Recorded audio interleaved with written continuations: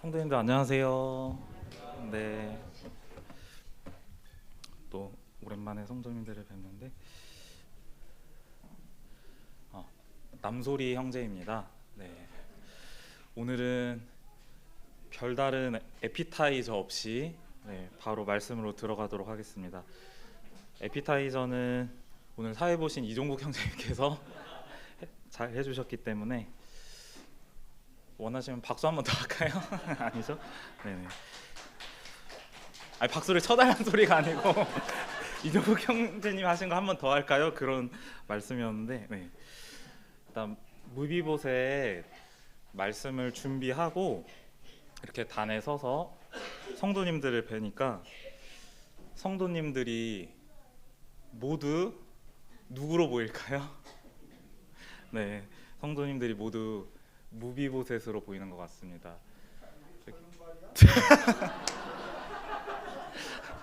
네, 여기 남 무비보셋부터 이 무비보셋, 전 무비보셋, 그리고 최 무비보셋, 저기 뒤에 박 무비보셋, 네, 참 많으신데 네, 저희들은 무비보셋입니다. 하나님 앞에서. 오늘 갈 길이 먼데 무비보셋 이야기는 요나단 시리즈처럼 2시간으로 늘어나면 안 되기 때문에 네, 빨리 진행해 보도록 하겠습니다. 먼저 무비보셋이 등장하는 본문부터 살펴보도록 하겠습니다. 사무엘하 9장 1절부터 8절 찾아보도록 하시겠습니다.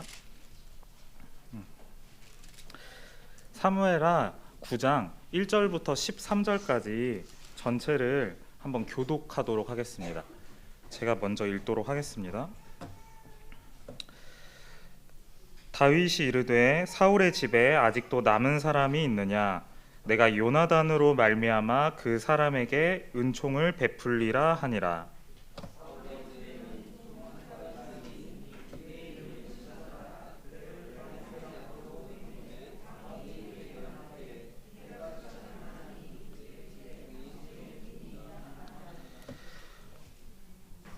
왕이 이르되 사울의 집에 아직도 남은 사람이 없느냐?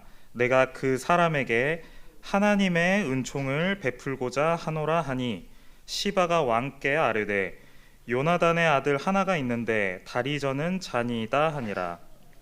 왕이 그에게 말하되 그가 어디 있느냐 하니 시바가 왕께 아뢰되 로드발 암미엘의 아들 마길의 집에 있나이다 하니라. 다윗 왕이 사람을 보내어 로드발 암미엘의 아들 마길의 집에서 그를 데려오니 사울의 손자 요나단의 아들 무비보셋이 다윗에게 나와 그 앞에 엎드려 절하매 다윗이 이르되 무비보셋이여 하니 그가 이르기를 보소서 당신의 종이니이다. 다윗이 그에게 이르되 무서워하지 말라. 내가 반드시 내 아버지 요나단으로 말미암아 내게 은총을 베풀리라. 내가 내 할아버지 사울의 모든 밭을 다 내게 도로 주겠고 또 너는 항상 내 상에서 떡을 먹을지니라 하니 그가 절하여 이르되 이 종이 무엇이기에 왕께서 죽은 개 같은 나를 돌아보시나이까 하니라.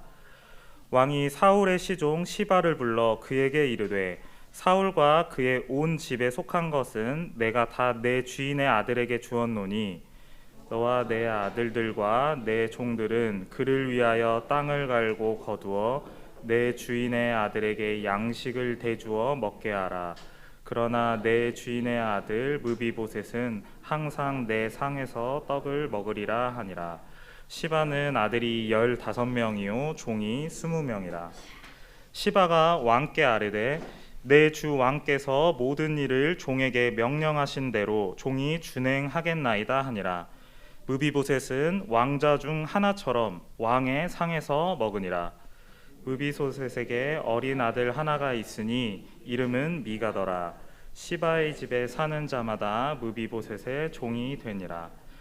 무비보셋이 항상 왕의 상에서 먹으므로 예루살렘에 사니라. 그는 두 발을 다 절더라. 간단히 다윗이 무비보셋을 이렇게 저희가 읽은 것처럼 불러서 은혜를 베푼 시점이 언제인지 사무엘 하의 전후 말씀들을 통해서 살펴보면 다윗이 무비보셋을 불러 은혜를 베푼 시점은 다윗의 왕국이 안정화된 시점입니다.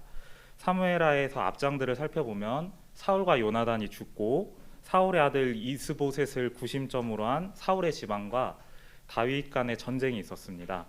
하나님의 뜻을 따라서 다윗이 승리하고 온 이스라엘의 왕이 되었고, 또 하나님이 함께 하시는 다윗 왕은 주변국들과의 모든 싸움에서 승리하였습니다. 그래서 다윗은 이스라엘 왕국의 온전한 왕으로서 그의 왕국은 안정화된 시점입니다.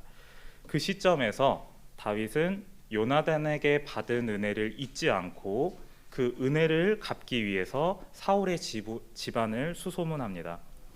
우리가 읽은 본문에는 무비보셋의 신상에 대한 우리가 단서를 유추해 볼 수 있는 간단한 소개들이 나와 있습니다. 일단 6절에 보시면 무비보셋을 소개할 때 성경 말씀은 무엇이라고 표현하냐면 사울의 손자 요나단의 아들이라고 표현하고 있습니다.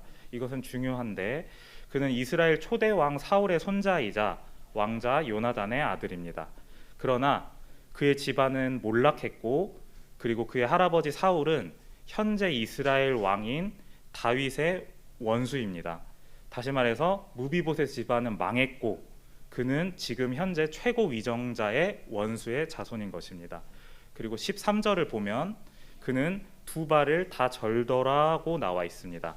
그는 절름발이였습니다. 다시 말해서 장애인이었던 것입니다.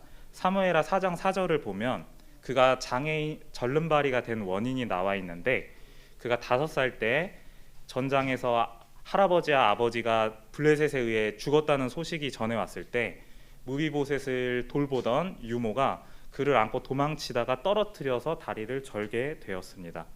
장애인인 그는 사실은 왕궁은커녕 예루살렘에 들어가기도 합당치 않은 자였습니다. 그리고 또 4절을 보면 무비보셋에 대한 정보가 나와 있는데 그는 로드발 암미엘의 아들 마길의 집에 있다고 표현되고 있습니다. 그가 머물던 곳은 예루살렘에서 멀리 떨어져서 요단 건너의 로드발이란 곳이었습니다. 로는 없다는 의미이고 드발은 목초지라는 뜻입니다. 그 조합해 보면 어떻게 되죠? 목초지가 없다. 이스라엘 백성들은 유목민인데 그곳은 변방의 황폐한 땅이었습니다. 심지어 그곳에서 살고 있는데 자신의 집도 아니었던 것입니다. 그래서 마길이란 사람의 집에서 자신을 의탁해서 살고 있던 무비보셋이었습니다. 무주택자였죠. 네, 무비보셋은. 네. 종합해 보면 그는 다윗이 찾아주기까지 요단 건너 황폐한 곳에서 망한 집안의 후손이자 절름발이로서 별 볼 일 없는 삶을 살던 자였습니다. 자신의 소유와 거처도 집도 없던 자였습니다. 자신이 표현한 말 그대로 죽은 개와 같은 처지로 살던 사람이었습니다. 그는 자신의 아버지 요나단과 다윗 간의 그러한 관계나 우정을 잘 몰랐을 것입니다. 어린 시절에 아버지가 돌아가셨기 때문에 그는 주변 사람들로부터 자신의 집안이 다윗과 원수가 되었던 것을 들었을 것입니다. 그리고 삼촌 이스보셋이 다윗을 대적해서 전쟁을 벌였다가 죽게 된 것을 또한 들었을 것입니다. 그래서 우리가 읽은 본문에서 다윗이 원수의 후손이자 가난하고 힘이 없는 장애인인 자신을 불렀을 때 그 우중을 알 수 없으니까 그는 무서웠을 것입니다. 그래서 다윗이 무비보셋을 안심시키면서 두려워하지 말라고 당신의 아버지 요나단을 인해서 내가 은혜를 베풀겠다고 안심시키는 장면이 나옵니다. 칠판에 이러한 무비보셋을 그림으로 한번 그려보겠습니다. 일단 두 발을 절고 있으니까 네, 이렇게 하고, 그리고 그 황폐한 곳에서 왔잖아요. 그래서 이렇게 좀 야위었을 것 같고, 그리고 갑자기 다윗이 불렀으니까 이렇게 좀 그림이 작나요?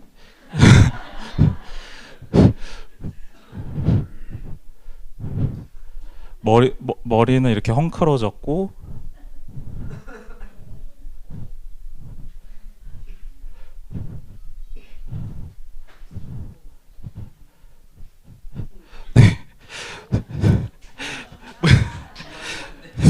군밤이요?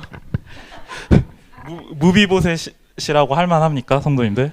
네, 네, 이거 무비보셋이라 하고, 네, 이러한 모습을 성도님들이 생각을 하시면서 말씀을 한번 들어보도록 하겠습니다.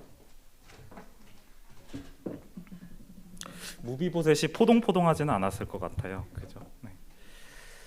이제 그가 다윗에게 받은 은혜를 한번 살펴보도록 하겠습니다.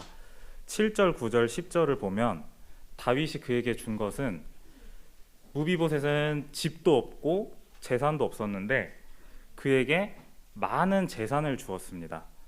사울왕의 통치 40년 동안 할아버지의 밭을 다 주었다고 했는데, 사울왕의 통치 40년 동안 사울의 밭이 많아졌을 것입니다. 그것을 그에게 다 주었습니다.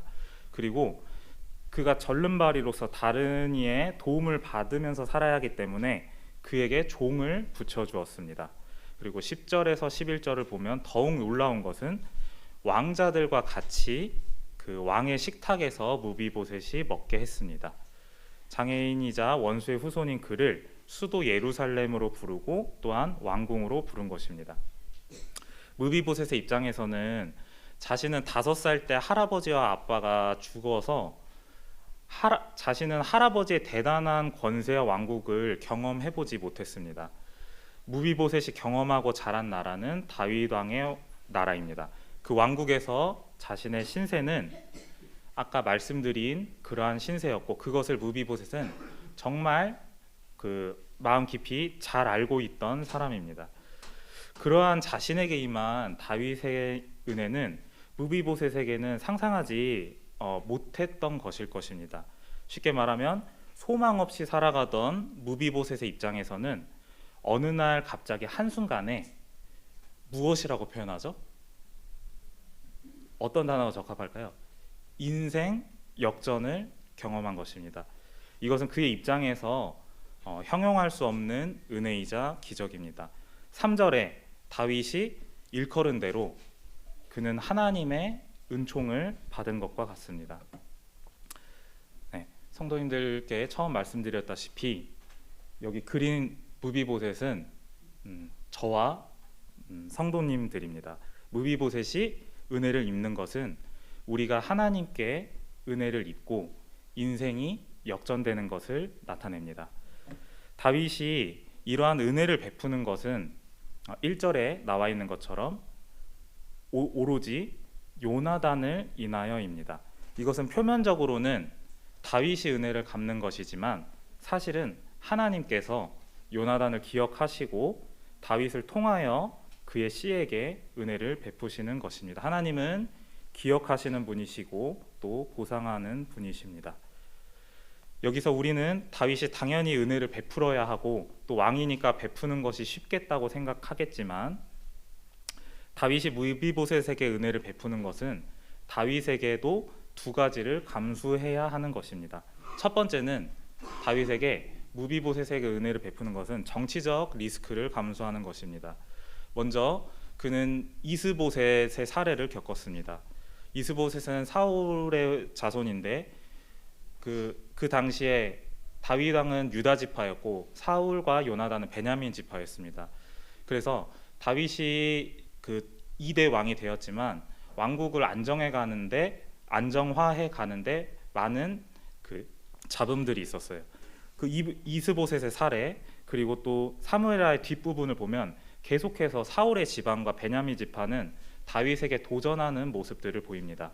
무비보셋 같은 사울의 적통 후손은 반대 세력 또는 베냐민 지파의 구심점이 될 만한 정치적 소지가 있습니다. 세상에서 정치에서 집권 후에 반대파를 숙청하거나 정치적 소지가 있는 인물을 제거하는 것을 우리는 역사 속에서와 현실 속에서 자주 마주하게 됩니다. 이것은 당연한 세상의 논리와 이치입니다. 세조는 힘이 없는 조카를 그렇게 했고, 최근에 김정은은 자신의 형 김정남을 독살했습니다. 사울이 소년 다윗을 죽이려 했던 것도, 헤롯이 아기 예수님을 죽이려 했던 것도 그들에게는 힘이 없지만 언젠가 자신에게 위해가 될 만한 요소가 있기 때문에 그 싹을 자르는 것이었습니다. 그가 리스크를 감수했음을 어디서 알 수 있냐면, 후에 그가 시바의 거짓 증언을 통해서 무비보셋을 오해하게 되는 것에서 알 수 있습니다. 실제로 그럴 수 있기 때문에. 그래서 다윗은 첫 번째로 은혜를 베풀 때 정치적 리스크를 감수했고, 두 번째로 다윗이 감수한 것은 자신의 트라우마를 극복한 것입니다. 무비보셋을 보면 그 아버지 요나단도 생각이 나지만 사울도 생각이 날 것입니다. 예를 들어서 저희 집에 두 방울이 있는데 여울 바울, 여울이와 바울이를 볼 때 소리 형제 승희 자매도 생각나지만 또 누가 생각이 나시죠? 조부모가 생각이 나는 것입니다. 은하를 볼 때 추성한 형제님, 성형순 자매님이 생각이 나는 것이고, 시아나 유은이를 볼 때 최근창 형제님, 최상계 자매님이 생각이 나는 것입니다. 우리는 어떤 자손을 볼 때 그의 아버지와 또 그의 조부모들이 동시에 생각이 나는 것입니다. 그는 사울에게 정치적으로 핍박을 당했던 트라우마가 강하게 있던 사람이었습니다. 자신은 선을 행했는데 자신의 권위와 권력을 이용해서 온 이스라엘을 동원하여 다윗의 생명을 위협하며 괴롭혔던 사울, 그에게는 상흔과 트라우마입니다. 그가 사울에게 쫓겼던 당시에 다윗이 지었던 시편들을 살펴보면 다윗의 그런 트라우마를 살펴볼 수 있습니다. 그가 무비보셋을 자신의 식탁에서 먹게 함은 매일 얼굴을 마주한다는 것을 의미합니다. 형제 요나단의 사랑보다 사울의 트라우마가 더 크게 생각이 났다면 아마 다윗은 불편해서 식탁에서 매일 무비보셋의 얼굴을 마주보며 식사를 할 수 없었을 것입니다. 둘 중에 한 명은 체했을 것 같습니다. 마찬가지로 우리가 매주 하나님의 존전 앞에 나와 예배를 드릴 때 하나님의 시선에 우리가 입은 예수 그리스도의 의보다 본질상 진노의 자녀의 모습들을 하나님께서 더 크게 보신다면 우리는 하나님 존전에 나아가서 예배 드릴 수 없을 것입니다. 이렇게 다윗은 지금 두 가지를 극복해서 은혜를 베풀고 있습니다. 다윗이 정치적으로나 정신적으로나 자신에게 도움이 될 만하지 않은 이러한 은혜를 베풀 수 있었던 동력은 그의 형제 요나단을 인하여, 형제 요나단이 먼저 자신에게 은혜를 베풀었기 때문에, 형제 요나단이 먼저 정치적인 행보를 하지 않고 자신에게 형제 사랑을 베풀어 주었기 때문에 다윗은 지금 왕국이 안정화되기까지 계속 달려오면서도 마음 한켠에 잊지 못하던 형제의 사랑에 응답을 하고 있는 것입니다. 이것이 무비보셋이 은혜를 받게 되는 배경과 과정입니다. 이제 우리는 다시 본문으로 돌아와서 말씀이 무비보셋의 정체성을 표현하고 있는 부분을 살펴보도록 하겠습니다. 아까 그 무비보셋의 말씀이 무엇이라고 표현하고 있다고 성도님들께 말씀을 드렸죠? 사울의 손자 요나단의 아들. 이 표현은 이 본문에서 사용이 되고 뒤에 사무엘하 21장에서 다시 한번 사용되는데, 하나님의 말씀은 두 번 다 무비보셋을 사울의 손자 요나단의 아들이라고 말씀하고 계십니다. 무비보셋이 이 두 가지 명함을 가지고 있는 것은 우리에게도 의미가 있는데, 그것은 바로 우리도 두 조상이 있기 때문입니다. 우리도 무비보셋처럼 부정의 조상이 있고 긍정의 조상이 있습니다. 우리는 이 두 조상을 찾기 위해서 고린도전서 15장 45절과 46절을 함께 찾아서 읽도록 하겠습니다. 고린도전서 15장 45절 46절입니다.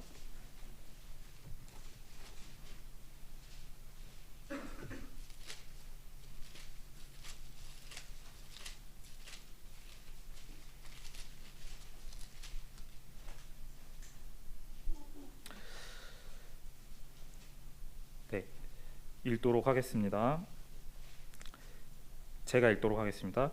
기록된 바 첫사람 아담은 생령이 되었다 함과 같이 마지막 아담은 살려주는 영이 되었나니 그러나 먼저는 신령한 사람이 아니요 육의 사람이요 그 다음에 신령한 사람이니라. 여기에 두 아담이 나오는데 첫사람 아담과 마지막 아담이 나옵니다. 첫사람 아담은 우리가 창세기에서 읽고 잘 알고 있는 사람입니다. 우리의 육신의 조상이고 우리에게 옛 성품을 물려준 사람입니다. 그러면 성도님들께 질문 드리겠습니다. 마지막 아담은 누구입니까? 네, 성도님들이 맞히신 것과 같이 마지막 아담은 예수 그리스도입니다. 우리에게 새 성품을 물려주신 분입니다. 이렇게 우리는 요나단처럼 두 조상을 가지고 있습니다. 그리고 우리 안에 그 두 조상들의 기질들이 모두 있습니다. 신약의 다른 부분에서 우리의 두 조상들로부터 비롯된 신분을 에베소서 2장 3절에는 우리를 본질상 진노의 자녀라고 표현하고 계시고 요한복음 1장 12절에서는 하나님의 자녀로 구분해서 표현하고 있습니다. 그런데 하나님께서는 최종적으로 우리의 신분을 마지막 아담의 후손으로 보아주십니다. 마치 다윗이 무비보셋이 사울의 손자이자 요나단의 아들이지만 무비보셋을 요나단의 아들로 여겨서 은혜를 베풀어 준 것과 같이 하나님께서는 우리의 신분을 마지막 아담의 후손으로 보아주고 계십니다. 그렇기 때문에 우리는 하나님께 은혜를 입고 왕자들처럼 하나님의 식탁에서 먹으며 영원히 그의 존전에서 은혜를 받는 것입니다. 오늘 우리가 아침에 예배를 드렸는데 우리가 하나님의 존전으로 나아가 드린 예배도 그러합니다. 오직 주권자의 은혜로 오직 그리스도를 인하여 그리스도를 힘입어 그리스도의 의를 덧입어 요나단을 인하여처럼 그리스도를 인하여 우리가 왕의 식탁에 나아가는 것입니다. 우리의 첫 번째 조상은 망했습니다. 우리는 원래 망한 가문입니다. 우리의 집안은 하나님과 원수가 되었던 집안입니다. 우리는 무비보셋이 절름발이인 것처럼 성도님들 본인을 잘 들여다보시면 우리에겐 참 어그러진 성품들이 많습니다. 다리가 어그러진 것보다 사실 우리의 어그러진 성품이 더 장애인 것입니다. 우리는 절름발이 장애인과 다를 바가 없습니다. 우리의 영은 황폐한 곳에서 유리하면서 은혜를 바랄 수 없이 살던 자들입니다. 하나님의 말씀에 무비보셋의 이야기는 그냥 무비보셋이란 한 사람이 인생을 역전했다는 것을 보여주시는 것이 아니라 여기 계신 저와 성도님들 우리가 인생을 역전했다는 것을 보여주고 계십니다. 하나님께서는 그 사무엘하의 여러 그 다윗과 관련된 이야기 중에서 이 말씀을 기록해 두심으로써 우리가 이것을 깨닫고 느끼기를 바라시는 것입니다. 하나님께서는 하나님 앞에 우리가 어떠한 처지에 있던 자였는지를 먼저 알려주시고 그런 우리가 인생을 역전했다고 알려주시는 것입니다. 때로 우리는 이 땅의 현실에 깊이 몰입돼서 우리가 인생 역전의 주인공이란 것에 둔감해집니다. 오히려 성도님들은 벼락거지라고 느끼실지도 모르겠습니다. 그때마다 우리는 이 무비보셋의 이야기를 다시 읽으면서 내가 받은 은혜, 내가 경험한 인생 역전을 끊임없이 다시 묵상해야 합니다. 그것이 하나님이 원하시는 것입니다. 왜냐하면 이것은 우리의 신앙의 근간이고 복음의 핵심이기 때문입니다. 이 부분에서 우리가 묵상해 볼 수 있는 또 다른 측면이 있는데 신분적인 측면 외에도 다윗이 무비보셋을 요나단의 아들로 보아준다는 것은 어떤 의미가 있냐면 하나님께서 우리를 부정적인 면보다 긍정적인 면 위주로 보아주신다는 것입니다. 긍정적인 부분을 택하여 보아주신다는 것입니다. 무비보셋에게 있어 사울의 손자라는 것은 그에게 부정적인 요소로 작용합니다. 요나단의 아들이라는 것은 그에게 긍정적인 요소로 작용합니다. 어쩌면 무비보셋과 함께 지내면서 다윗은 무비보셋의 생김새라든지 습관이라든지 이런 부분에서 사울의 모습도 요나단의 모습도 보았을 수 있습니다. 그러나 그는 여러 모습들을 보면서 다윗의 마음이 무비보셋의 여러 모습들을 보면서 시시때때로 왔다 갔다 한 것이 아니고 다윗은 무비보셋의 긍정적인 요소를 더 크게 보는 것입니다. 결혼하고 제가 결혼하고 또 첫 직장 생활을 하면서 제가 알게 된 것이 한 가지 있습니다. 무엇일까요? 네? 뭐라고 하시는데 잘 안 들리는데. 네. 제가 부족한 사람이란 거를 깨닫게 됐습니다. 제가 결혼할 당시에는 마음속에 근거 있는 자신감이 있었습니다. 왜냐하면 우리 엄마가 저보고 착하다고 해서 제가 그 리얼 스튜인 줄 알았거든요. 리얼 스튜가 뭔지 아십니까? 진국이라는 뜻입니다. 그래서 마음속으로 결혼 당시에 여보 그 말은 내뱉진 않지만 당신은 결혼 잘한 거야 이렇게 생각을 했었는데 같이 이렇게 생각을 하면서 같이 지내면 언젠가 이 사람이 내 진가를 알아줄 것이라는 자신감이 있었어요. 근데 시간이 지나는데 자꾸 이상한 거예요. 나는 내가 진국인 줄 알았는데 자꾸 저 사람은 저한테 손가락질을 하는 거예요. 그래서 마음속으로 이렇게 사람 보는 눈이 이렇게 없나 이런 생각을 하면서 결혼 2년 차까지 되뇌었습니다. 나는 분명히 진국인데 왜 못 알아보지? 그러다가 시간이 흘러서 주님 앞에서 직장과 가정과 교회에서 제 자아가 깨어지고 제가 제 자신을 알아가게 되면서 아, 내가 진국이 아니라 참 못난 사람이구나, 리얼 스튜가 아니라 노 앤서구나 라고 깨닫게 되었습니다. 그것을 하나님 앞에서 마음 깊이 깨닫게 되었고 살아보니 오히려 자매가 저보다 진국인 것 같습니다. 저 같은 사람은 첫사람 아담의 후손의 성품이 잘 탑재되어 있는 사람입니다.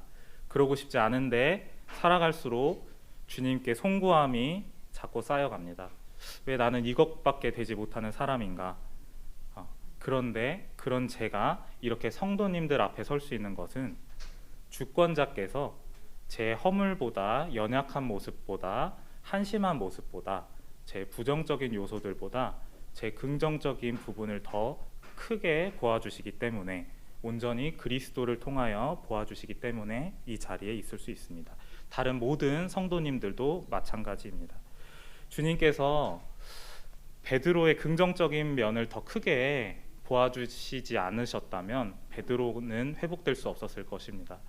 주님께서 도마가 앞으로 가질 믿음을 도마의 현재의 의심보다 더 크게 보아주지 않으셨다면 그는 복음의 사도가 될 수 없었을 것입니다. 사도 바울도 마찬가지였을 것이고요. 저희가 히브리서 11장 믿음장을 살펴보면 믿음의 선진들이 쭉 나와 있어요. 믿음의 선진들의 반열이 나와 있는데 그것은 하나님의 평가와도 같습니다. 그곳에서 우리가 발견하게 되는 것은 그 믿음의 인물들도 사실은 성경을 살펴보면 대부분 단점들과 허물들이 있었습니다. 그런데 하나님께서는 그들의 장점, 긍정적인 면, 믿음을 최종적인 평가로 기록하시는 것입니다. 그것이 하나님의 시선입니다. 대표적으로 야곱을 보면 알 수 있습니다.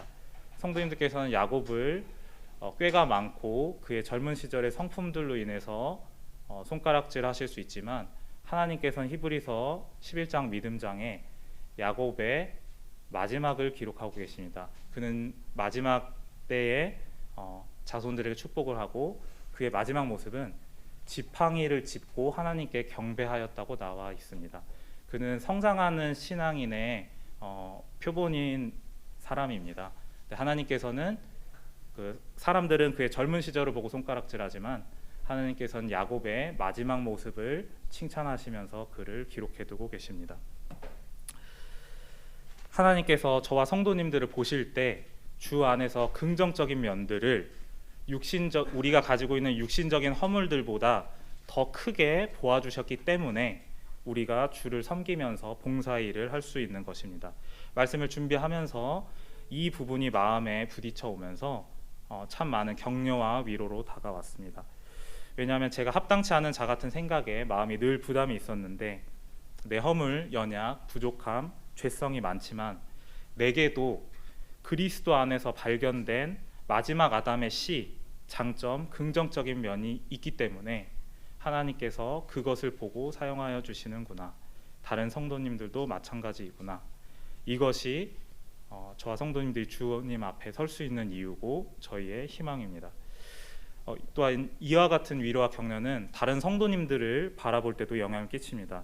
주님께 깊이 이러한 위로와 격려를 받았을 때 다른 성도님들의 모습에서 그들의 첫째 아담의 후손의 모습보다 그들의 둘째 아담 후손으로서의 장점이 더 크게 다가오는 것을 경험하게 됩니다.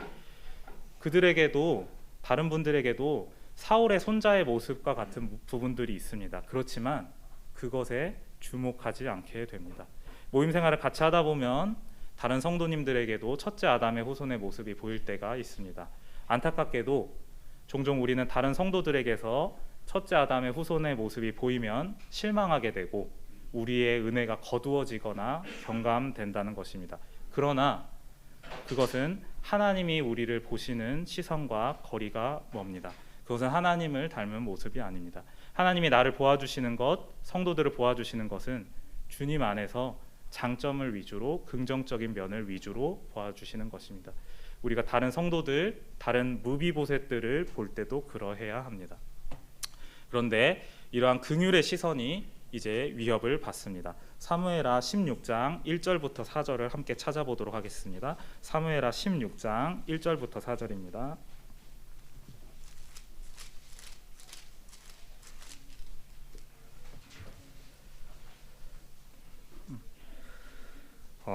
이 부분도 함께 교독하도록 하겠습니다. 제가 먼저 읽도록 하겠습니다.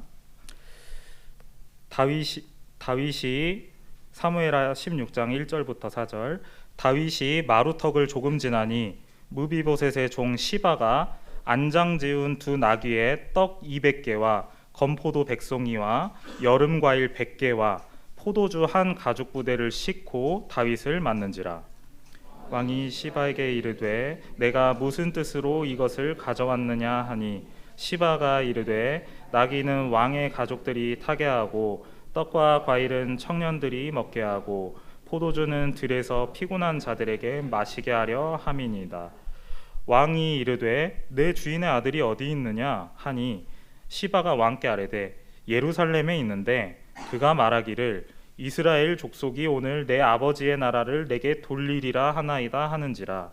왕이 시바에게 이르되 무비보셋에게 있는 것이 다 내 것이니라 하니라.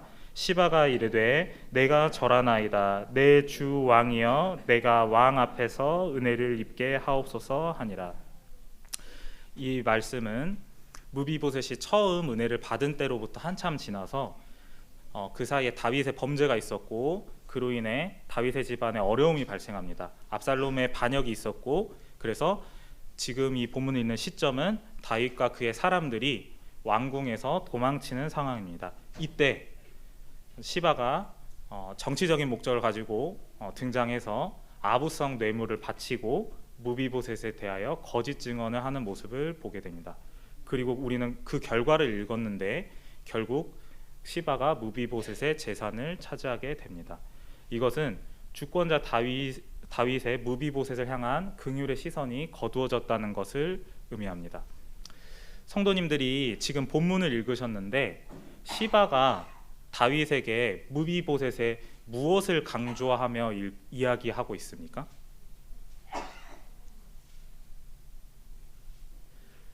시바는 지금 무비보셋의 누구의 자손임을 강조하는 것이죠? 이스라엘 족속이 오늘 내 아버지의 나라를 내게 돌리리라고 거짓 멘트하는 것은 할아버지 사울의 뒤를 이어 마땅히 내 아버지가 물려받았어야 하는 나라가 다윗에게 도둑질 당한 것이다. 그러므로 되찾겠다는 의미입니다. 이것은 시바가 다윗은 늘 무비보셋을 바라볼 때 사울의 손자이자 요나단의 아들로서 바라보는데 그에게서는 처음에는 요나단의 아들로서 바라보는 시선이 더 컸습니다. 근데 시바는 그 시선을 바꾸어서 다윗이 무비보셋을 바라볼 때 사울의 손자임을 강조하는 것입니다.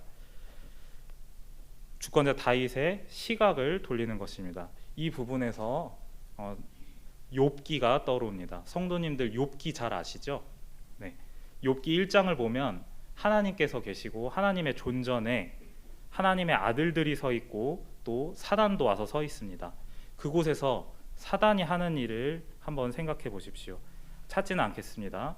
욥기 1장을 보면 하나님께서는 내 종 욥을 주의하여 보느냐고 하시면서 욥이 의롭다, 온전하다고 하나님께서 평가하고 계십니다. 하나님은 욥을 긍정적으로 보고 계신 것입니다. 그런데 욥기 1장을 보면 사단은 무엇을 하고 있지요? 욥을 참소하고 있습니다. 욥의 부정적인 면을 드러내고 싶어 합니다. 그를 치소서, 그리하시면 틀림없이 주를 향하여 욕할 것입니다. 그렇게 무엇을 하고 있냐면 참소를 하면서 욥에 대한 시선을 바꾸려고 합니다. 시바가 하는 것과 사단이 하는 것의 공통점은 시선을 부정적인 쪽으로 바꾸려고 합니다. 그리고 우리는 방금 본문에서 그 결과 다윗의 시선이 바뀌는 것을 보았습니다. 이것은 먼저 어떤 부분에서 교훈이 있냐면, 때로 우리가 다윗처럼 타인에게 은혜를 베풀 때가 있습니다. 혹은 타인에게서 은혜를 받을 때가 있습니다. 그런데 그러한 우리가 주고받는 사람들의 은혜는 온전하지 못하다는 첫 번째 의미가 있습니다. 우리는 시바의 참소에 취약합니다. 쉽게 타인의 사울의 손자의 모습에 주목하게 되는 것입니다. 시바와 사단의 성공률은 매우 높습니다. 믿음의 선진 다윗도 그의 시선이 달라지는 것을 보십시오. 우리의 시선은 다윗의 시선처럼 타인의 험담과 모함에, 사단이 다른 성도의 사울의 손자의 모습에 주목하게 하는 것에 쉽게 영향을 받고 바뀔 수 있습니다. 또한 다윗의 모습은 우리의 모습과 비슷합니다. 우리 예시를 들어보면 우리가 다른 성도들에게 베풀어지는 하나님의 은혜의 통로가 될 때, 처음에 요나단의 아들로서 좋게 보고 성령님의 감동하심으로 은혜를 베풀다가 내가 생각했던 것과 다른 모습, 다른 면이 있네, 저건 좀 별론데 하면서 거기서 우리의 은혜의 통로는 끝이 나고 거두어지는 경우가 있습니다. 다윗의 은혜, 우리의 은혜, 그리고 사람의 은혜는 한계가 있다는 것입니다. 온전하지도 못하고 변할 수 있다는 것입니다. 그러나 하나님의 은혜는 그렇지 않습니다. 욥기에서도 욥을 향한 하나님의 시선은 바뀌지 않았습니다. 그래서 우리가 은혜를 의탁할 분은 오직 하나님이십니다. 신앙은 하나님을 의지하지 않고 사람을 의지하지 않고 하나님을 의지하는 것입니다. 사람은 완벽하지도 않고 또 믿음의 대상도 아닙니다. 다윗이라고 할지라도 사람에게 기대하면 반드시 실망하는 순간이 있을 것입니다. 또한 우리가 시바의 역할이 될 수도 있습니다. 우리가 다른 성도의 첫째 아담의 후손으로서 사울의 손자로서의 모습을 이야기하면서 그것을 은근히 부각한다면 그것은 시바와 사단이 하는 일과 같은 일을 하는 것입니다. 우리는 우리에게서 시바와 같은 모습이 없는지를 또한 돌아보아야 합니다. 그러면 시바가 다윗의 시선을 변화시켰지만 정말 무비보셋은 사울의 손자의 모습이 더 큰 사람이었습니까? 성도님들? 사무엘하 19장 24절부터 30절까지 찾아보도록 하겠습니다. 사무엘하 19장 24절부터 30절까지입니다.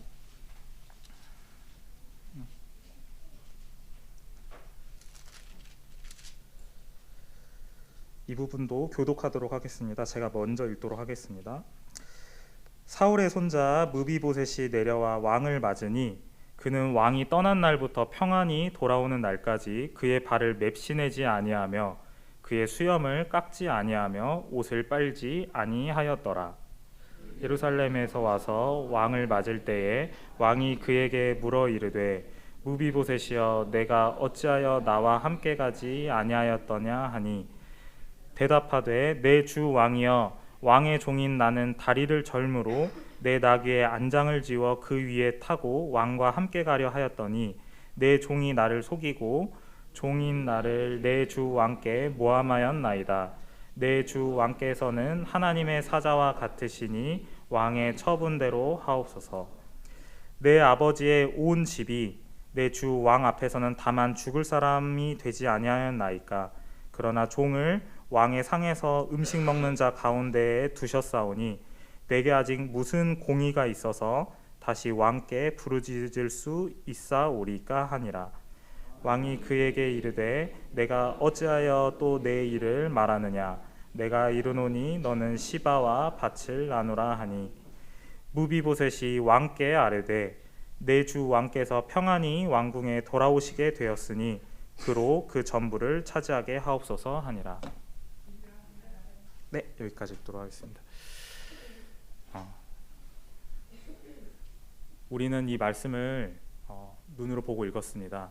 무비보셋은 시바가 사울의 손자의 모습을 강조하였지만 하나님의 말씀에 무비보셋의 어떠함을 드러내주고 계신데 우리가 읽은 바와 같이 무비보셋은 요나단의 아들로서의 모습이 더 큽니다.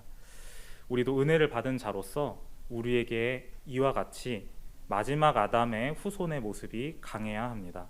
성도님들은 은혜의 짝꿍이 무엇이라고 생각하십니까? 은혜의 짝꿍이 사랑. 네, 사랑도 맞는데 제가 생각한 정답은 아닙니다. 또 뭐가 있을까요? 은혜 안에 있는 행복. 네, 제가 생각하는 은혜의 짝꿍은 겸손이라고 생각합니다. 말씀에 하나님은 뭐라고 써져 있죠? 겸손한 자에게 무엇을 베푸신다고요? 은혜를 베푸신다라고 기록되어 있습니다. 이 부분에서 무비보셋의 모습을 통해서 하나님은 우리에게 은혜 받는 자의 모본을 보여주고 계십니다.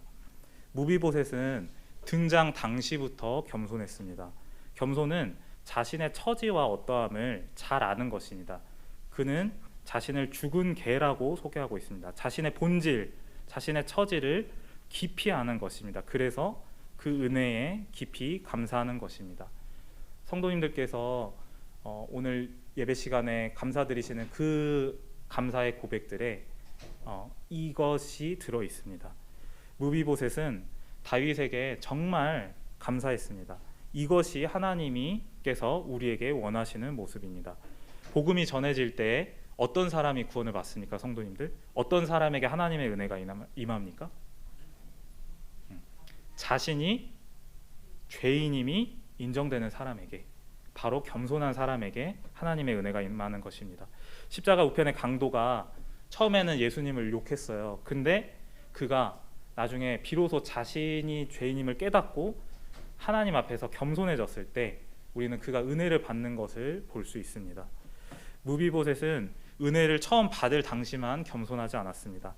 시간이 지나며 다윗의 허물이 드러나고 그의 집안이 위태로울 때에도 그의 겸손과 감사의 자세는 변하지 않습니다. 그리고 그가 사실은 부당한 처신을 받은 거거든요. 다윗의 인간적인 허물입니다. 그런데 무비보셋은 부당함을 당하여도 따지지를 않습니다. 그건 하나님의 은혜를 정말 깊이 받은 자의 모습입니다. 하나님은 무비보셋을 통하여 우리에게 은혜를 받은 자의 가장 합당한 자세, 겸손과 감사의 본을 보여주십니다. 네, 이렇게 요나단의 아들 무비보셋이 받은 은혜의 이야기들을 살펴보았습니다. 이제 이렇게 은혜 이야기가 끝날까요? 네, 아직 마지막 은혜가 남아 있습니다. 우리는 마지막으로 그것을 살펴보고 마치도록 하겠습니다. 마지막 은혜는 그의 아버지로부터 인한 은혜, 그래서 실마리는 그의 아버지의 때로 거슬러 올라가야 합니다. 요나단이 다윗과 언약을 맺는 부분을 함께 살펴보도록 하겠습니다. 사무엘상 20장 14절부터 17절입니다. 사무엘상 20장 14절부터 17절.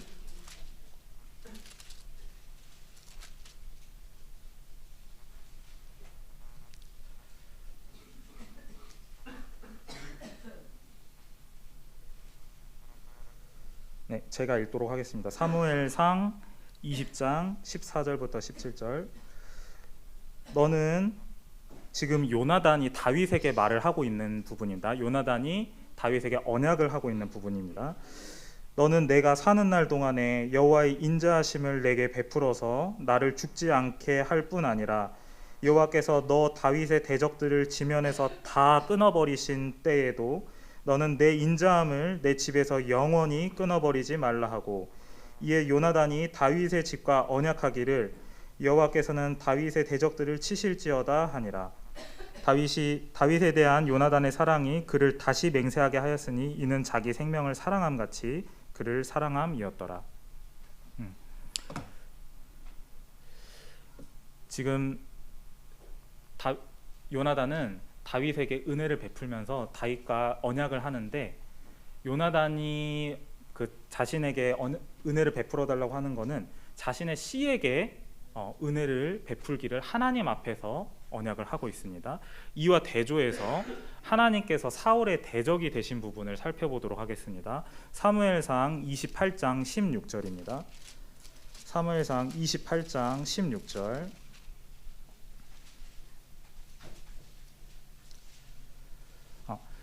이 장면은 이제 사울이 하나님께 두 번이나 불순종을 하고 하나님께서 이제 사울에게 왕위를 다른 사람에게 넘기겠다고 하신 시점이고 하나님께서 이제 다윗에게 사울에게 응답하시지 않는 시점에서 사울이 블레셋을 맞이하였을 때 그의 마음이 답답하여서 신접한 여인을 찾아간 장면입니다.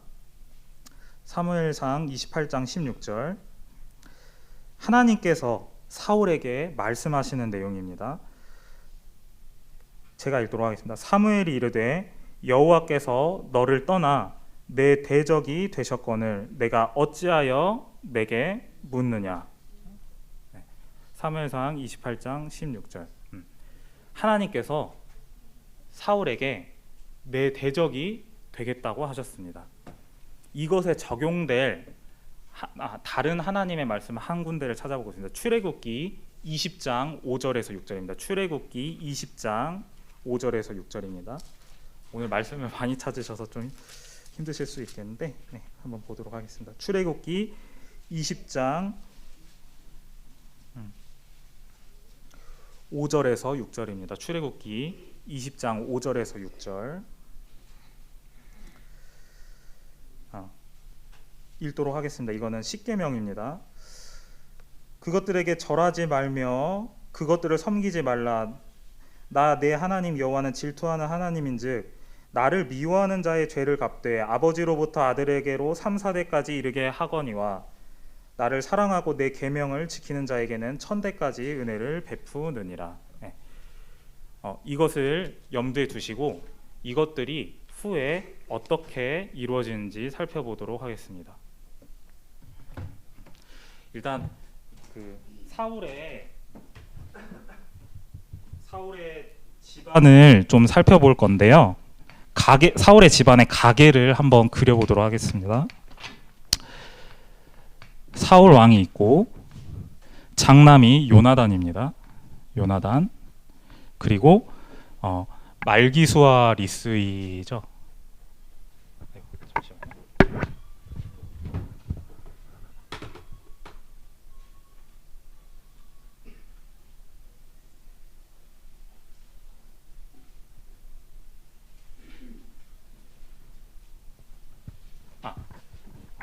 요나단, 아비나답, 말기수아, 그리고 아들이 하나 더 있죠. 누구죠? 이스보셋. 네.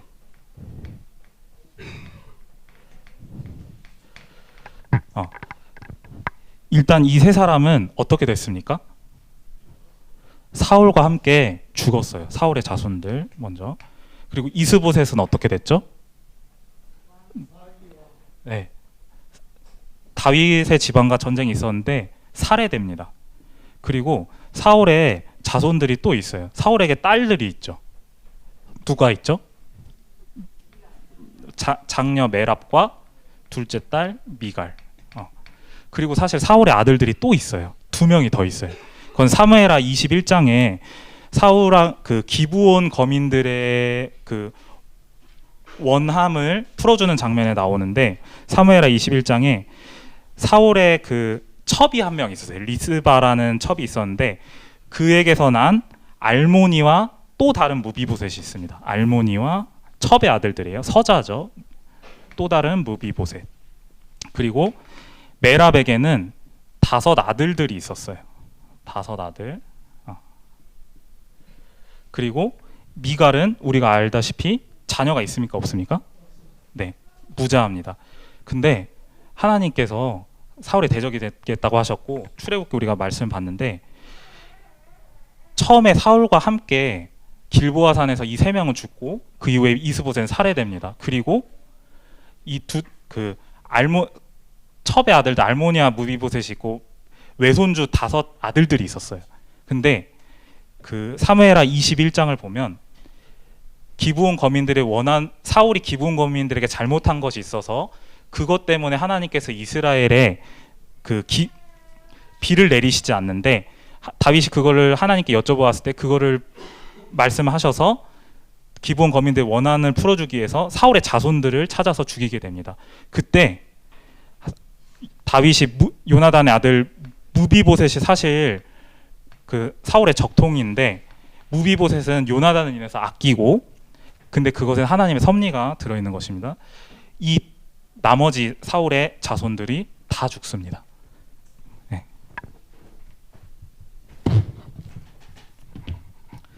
그렇게 해서 사울의 집안은 어떻게 되었죠? 완전히 하나님이 대적이 된다고 하신 거는 그냥 하시는 소리가 아니고요. 굉장히 우리가 두렵게 받아들여야 되는 부분입니다. 이제 마지막으로 역대상을 찾아서 함께 읽도록 하겠습니다.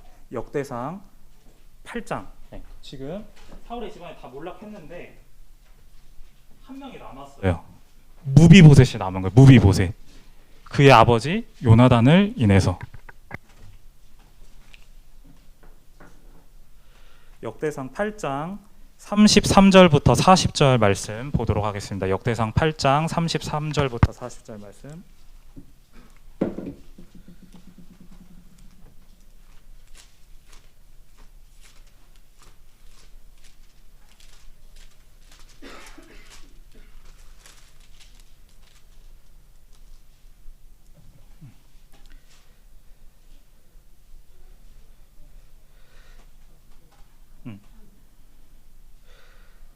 역대하 8장 33절부터 40절까지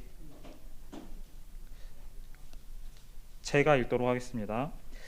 넬은 기스를 낳고 기스는 사울을 낳고 사울은 요나단과 말기수아와 아비나답과 에스바알을 낳았으며 에스바알이 이스보셋의 다른 이름입니다. 근데 이들은 다 죽었어요.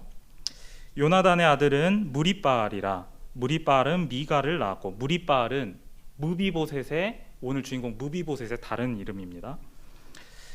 미가를 낳았고 미가의 아들들은 비돈과 멜렉과 다레아와 아하스이며 아하스는 여호와따를 낳고 여호와따는 알레멧과 아스마웻과 시므리를 낳고 시므리는 모사를 낳고 모사는 비느아를 낳았으며 비느아의 아들은 라바요 그의 아들은 엘르아사요 그의 아들은 아셀이며 아셀에게 6 아들이 있어 그들의 이름은 이러하니 아스리감과 보그르와 이스마엘과 스아랴와 오바댜와 하나니라. 아셀의 모든 아들이 이러하며 그의 아우 에색의 아들은 이러하니 그의 맏아들은 울람이요 둘째는 여우스요 셋째는 엘리벨렉이며 40절 함께 읽도록 하겠습니다. 울람의 아들은 다 용감한 장사요 활을 잘 쏘는 자라. 아들과 손자가 많아 모두 150명이었더라. 베냐민의 자손들은 이러하였더라. 네. 하나님께서 출애굽기 말씀을 사울의 집안에 요나단과 교차해서 그대로 이루어 주신 것을 우리는 역대상을 통해서 보게 됩니다. 사울의 자손들 3, 4대까지 하나님께서 다 그들은 없어졌어요. 근데 그의 집에서 요나단을 인해서 유일한 씨가 무비보셋 씨가 남아서 그의 자손들이 지금 쭉 이어져 오고 마지막 40절에 그 요나단의 자손의 40절이 좀 감동적인 부분인데 수가 많고 또 요나단은 어떤 사람이었죠? 용사였어요. 그리고 그는 활을 잘 쏘는 사람이었습니다. 그의 조상의 모습이 보이는 거예요. 그의 자손들에게서. 그래서 하나님께서 사울의 후손들이 요나단의 씨가 그가 하나님 앞에서 다윗과 언약을 맺은 대로 요나단의 씨가 보존되고 있는 것을 보여주고 계십니다. 사울의 후손들이 화를 입은 것과 대조적으로 요나단의 계보에는 하나님의 은혜가 함께했습니다. 하나님은 요나단을 기억하셨고 그의 중심과 삶을 기억하셨고 그의 언약을 기억하셨습니다. 요나단의 씨가 보존된 것 같이 마지막 아담의 씨도 보존이 되어 있습니다. 그 씨들은 여기 제 앞에 계신 성도님들이십니다. 우리들은 무비보셋입니다. 이렇게 요나단과 무비보셋의 이야기는 이렇게 마무리가 됩니다. 우리는 3시간에 걸친 긴 시간 동안 성경의 한 아버지와 아들의 이야기, 믿음, 사랑, 소망의 길을 걸었던 아버지와 그 후손들에게 임한 하나님의 은혜를 들여다보았습니다. 요나단과 무비보셋 지나온 말씀의 흐름들을 쭉 묵상해 보시길 바랍니다. 이 이야기는 하나의 흐름으로 되어 있습니다. 그리고 이 이야기는 복음을 담고 있습니다. 이 모든 시간을 마무리하면서 저와 여기 계신 성도님들께서 이 아름다운 이야기의 또 다른 주인공들이 되시기를 바랍니다. 감사합니다. 기도드리고 마치도록 하겠습니다.